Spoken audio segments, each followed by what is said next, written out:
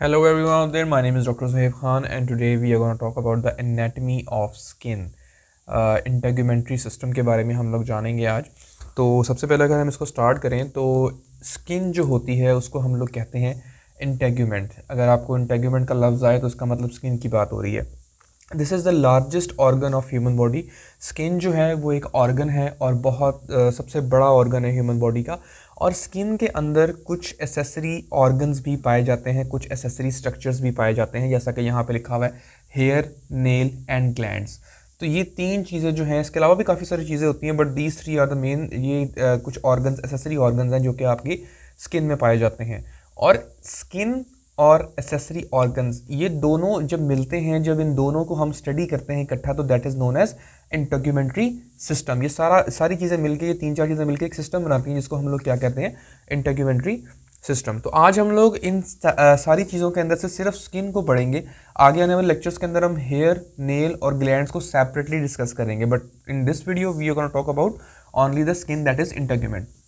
तो स्किन, जैसा कि मैंने आपको पहले बताया कि largest organ of the body होती है, इसने हमारी बॉडी को कवर किया होता है, पूरी बॉडी को कवर करती है ये। अब हम देख लेते हैं कि इसके फंक्शंस क्या होते हैं। सो बेसिकली फंक्शंस उसके काफ़ी ज़्यादा है, लेकिन एनाटॉमिकल पॉइंट ऑफ व्यू से अगर हम देखें तो उसके 6 मेजर फंक्शंस हैं। Number 1, physical protection. Physical protection, जिस तरह के मैंने आपको पहले बताया कि स्किन ने हमारी पूरी बॉडी को कवर किया होता है और ये हमें फिजिकल प्रोटेक्शन प्रोवाइड करती है अगेंस्ट माइक्रोब्स। कोई बैक्टीरिया, कोई वायरस, कोई भी इस तरह की चीज़ जो है वो हमारी बॉडी में एंटर नहीं हो सकती। क्यों? Because there is a layer of skin. कोई भी ऐसा केमिकल जो होता है वो सबसे पहले हमारी स्किन के ऊपर आता है, फिर हमारी बॉडी के अंदर जाता है, लेकिन स्किन हमें उसको रोक लेती है। उसके बाद हमारे पास आता है that is hydro regulation. Hydro means water, और वाटर को रेगुलेट करना। अगर हम लोग इसकी छोटी सी एग्जांपल लें तो बॉडी के अंदर जो स्वेटिंग होती है, स्वेटिंग हो के बॉडी के अंदर से वाटर का निकलना जो होता है या वाटर को रोक के रखना जो होता है स्किन का, ये भी एक बहुत इंपॉर्टेंट रोल है। उसके बाद हमारे पास आता है thermo regulation. Thermo means heat, heat की रेगुलेशन करती है। जिस तरह हमें पता है कि सर्दियों के अंदर जब हमें ठंड लगती है तो शिवरिंग स्टार्ट हो, जिसको हम कांपना कहते हैं, तो वो शिवरिंग होती है और उसकी वजह से आपकी जो थर्मो रेगुलेशन होती है। उसके बाद हमारे पास आता है कुटेनियस एब्जॉर्प्शन। कुटेनियस एब्जॉर्प्शन यानी कि हमारी स्किन जो है वो काफ़ी सारी चीज़ों को एब्जॉर्ब कर रही होती है। अब इसके अंदर हमारे पास जो है वो चीज़ें आती हैं, लाइक कहा जाता है कि रेफरेंसेस मौजूद हैं कि there are many gases like carbon dioxide and oxygen, जो कि डायरेक्टली एब्जॉर्ब और रिलीज़ हो रही होती हैं थ्रू योर स्किन। इसके अलावा यूवी रेडिएशंस जो हैं वो आपकी स्किन जो है वो एब्जॉर्ब करती है, जो कि बहुत हेल्पफुल होती है आपकी बॉडी के लिए इन सम सेंसेस। उसके बाद हमारे पास आता है सिंथेसिस। सिंथेसिस के अंदर हमारे पास, जिस तरह के हमें पता है कि स्किन के अंदर पिगमेंट्स पाए जाते हैं, लाइक मेलानिन पिगमेंट होता है, वो पाया जाता है, जो कि बहुत डिफेंसिव, एज डिफेंसिव मैकेनिज्म के तौर पर रोल प्ले करता है अपना। उसके बाद विटामिन डी की जो हमारी सिंथेसिस होती है, लाइक सनलाइट से जो हमें सनलाइट मिलती है उसकी वजह से होती है। उसके बाद सेंसरी रिसेप्शन। सेंसरी रिसेप्शन ये है कि जिस तरह के अभी हम आगे जाकर डिस्कस करेंगे कि हमारी स्किन के कुछ लेयर्स के अंदर नर्व एंडिंग्स पड़ी होती हैं, मोटर नर्व एंडिंग्स भी होती हैं और सेंसरी भी होती हैं, जो कि सेंसेशंस को, टच की सेंसेशंस को, हमारी स्किन के ऊपर कोई भी चीज़ आके हाथ लगती है, कोई भी हम जिस चीज़ को टच करते हैं तो वो सेंसेशन हमारी ऑल द वे ब्रेन तक जा रहे होते हैं, तो वो सेंसरी रिसेप्शन का भी काम करती है।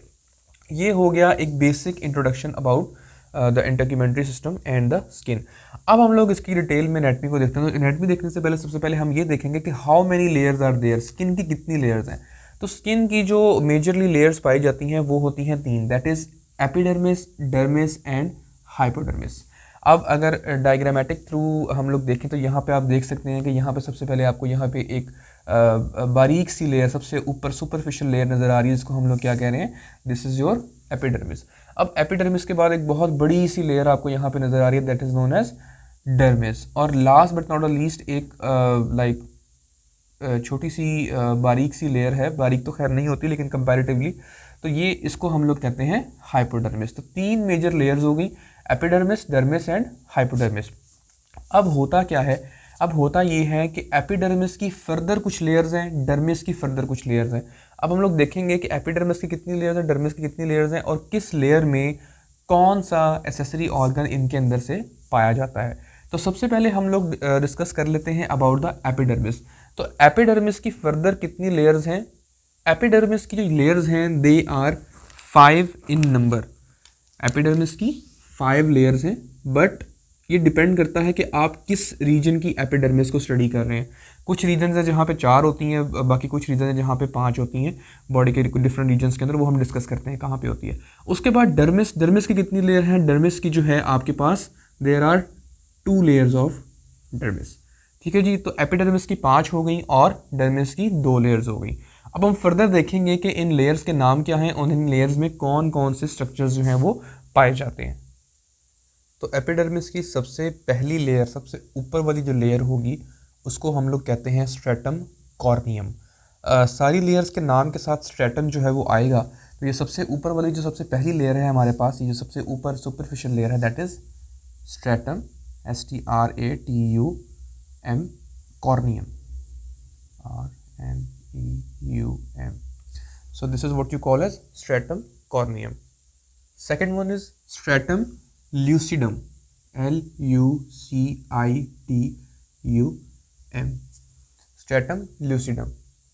Third one is stratum granulosum, GRANULOSUM.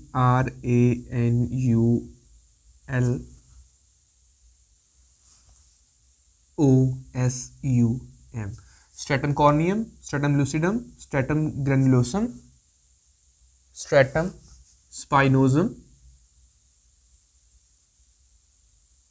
And last ये वाली जो रेड कलर की आपको यहाँ पे लेयर नज़र आ रही है जो कि आपके एपिडर्मिस की लास्ट लेयर है और डर्मिस को और एपिडर्मिस को आपस में जोड़ रही है, दैट इज स्ट्रेटम बेज़ेले।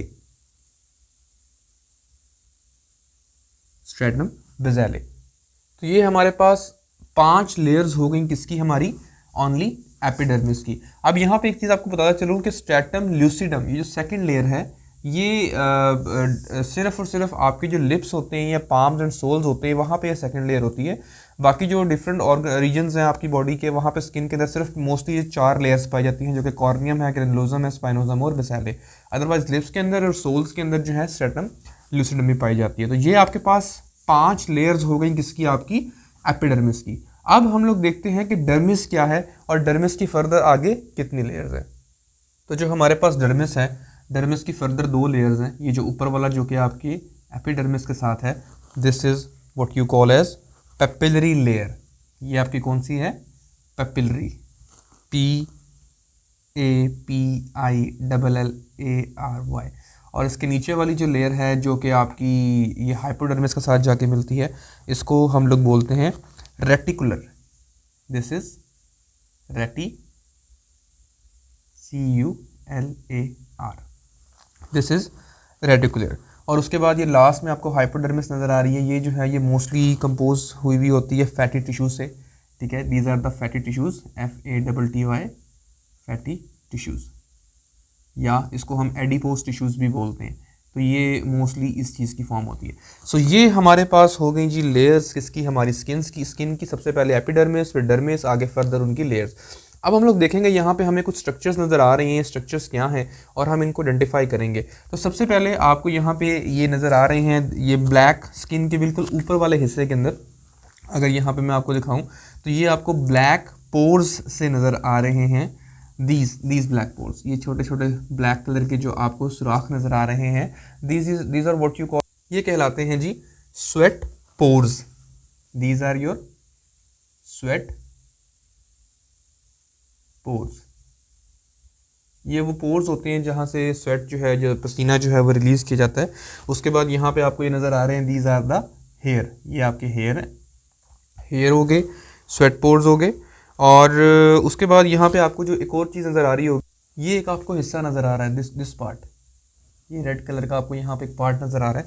सो ये एक ग्लैंड है और इस ग्लैंड का नाम क्या है? इसका नाम है सेबेशियस ग्लैंड, SEBACEOUS,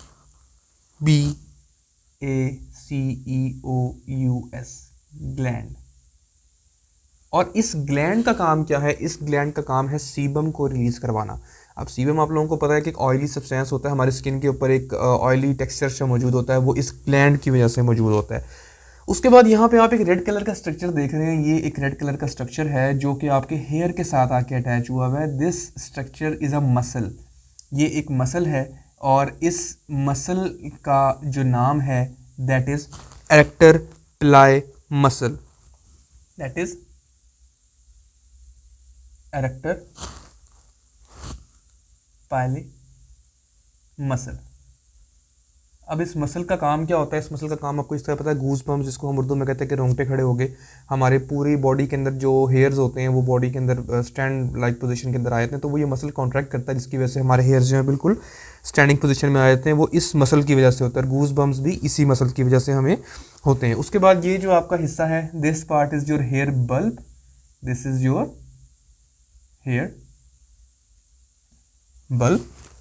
और इसके साथ ही आपको एक और पार्ट नजर आ रहा है, this part, this is your hair follicle, this is hair. और ये आप देख रहे हैं सारे के सारे जो पार्ट्स हैं ये आपके कहाँ पाए जा रहे हैं?